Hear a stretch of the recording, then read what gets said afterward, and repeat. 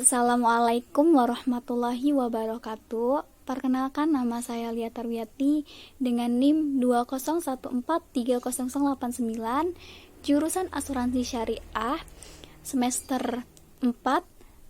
Di sini saya akan membuat video untuk memenuhi tugas ujian tengah semester mata kuliah underwriting dengan menjawab pertanyaan-pertanyaan yang telah diberikan.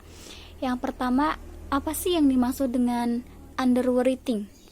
Underwriting adalah suatu proses yang dilakukan oleh perusahaan asuransi kepada tertanggung untuk mengidentifikasikan atau mengkelompokkan suatu resiko.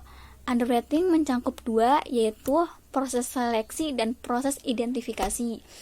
Yang kedua, apa tugas pokok underwriting? Tugas pokok underwriting yaitu untuk menilai, memeriksa, dan memeriksa dan menguji kelayakan nasabah untuk menerima manfaat asuransi dan melakukan penyelesaian atau mengelompokkan resiko yang ditanggung. Dan biasanya underwriter ini dibutuhkan untuk menganalisis apakah nasabah mengalami resiko yang diasuransikan. Nah, yang ketiga, jelaskan prosedur underwriting. Prosedur underwriting terdiri dari yang pertama, pengajuan data-data calon nasabah. Artinya di sini pertama-tama calon nasabah mengisi data-data yang telah diberikan oleh pihak asuransi. Nah, data-data tersebut biasanya berisi riwayat kesehatan dan lain-lain. Dan setelah itu data-data diberikan kepada underwriter. Yang kedua yaitu mengidentifikasikan resiko. Artinya di sini setelah memberikan kepada underwriter, lalu underwriter mengidentifikasi resiko yang dimiliki oleh calon nasabah dari data-data yang dikumpulkan. Nah, terdapat beberapa faktor untuk menganalisis apakah calon nasabah diterima atau tidak. Nah, faktor-faktor umumnya yaitu terdiri dari faktor medis dan faktor pribadi. Nah, contoh dari faktor medis itu adalah contohnya yaitu riwayat medis atau postur tubuh. Sedangkan contoh dari faktor pribadi yaitu tentang pekerjaan, hobi, dan gaya hidup dan lain-lain. Lalu yang ketiga, mengelompokkan resiko. Artinya di sini setelah mengidentifikasi, lalu underwriter akan mengelompokkan ke beberapa kategori.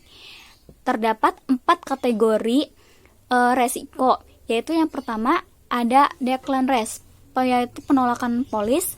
Yang kedua ada substance risk, yaitu diterima sesuai dengan syarat. Yang ketiga ada standard risk, artinya diterima dengan jumlah premi yang sesuai. Yaitu ada perfect risk, artinya diterima dengan jumlah premi yang di bawah standar. Nah, lalu setelah itu mengembalikan calon nasabah. Artinya di sini setelah mengkelompokkan, lalu underwriter akan menentukan pengajuan calon nasabah ini diterima atau tidak. Nah, setelah itu jika diterima, calon nasabah akan segera diberikan polis. Soal yang keempat yaitu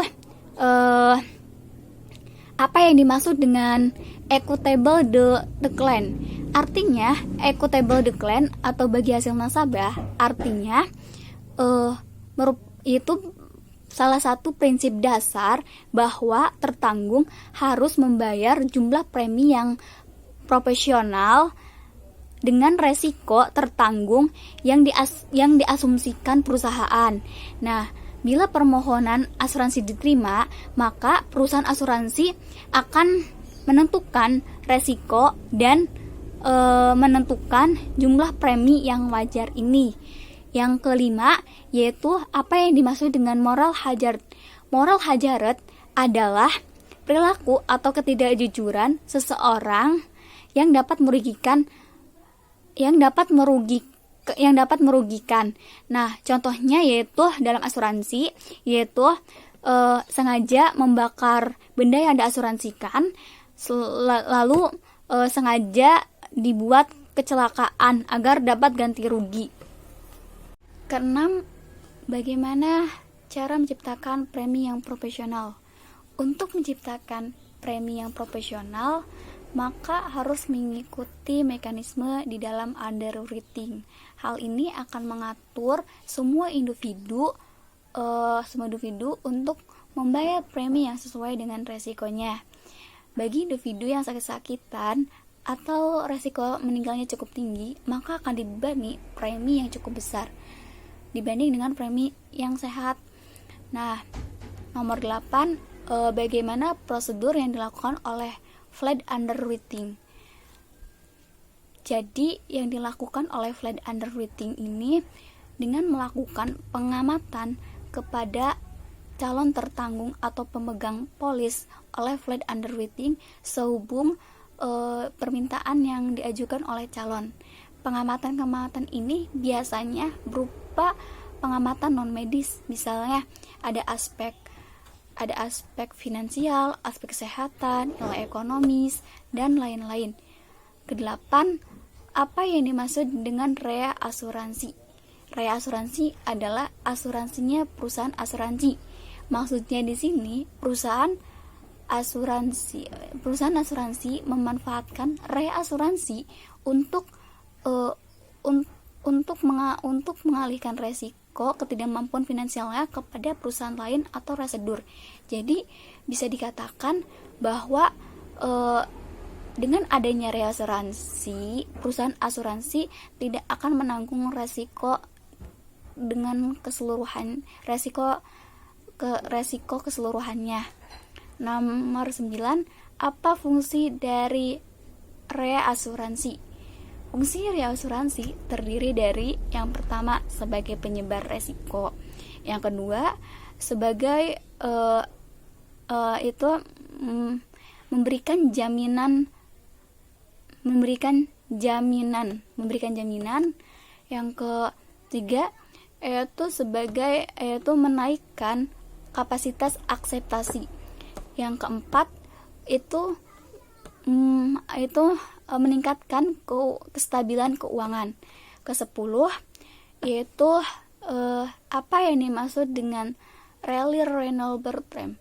Rally renewable term atau disebut juga asuransi berjangka setiap tahunnya harus diperbarui. Artinya itu asuransi jenis berjangka yang memiliki masa aktif 1 tahun dan harus diperbarui dengan usia 65 sampai 70. Nah, biasanya premi asuransi akan bertambah ketika usianya bertambah.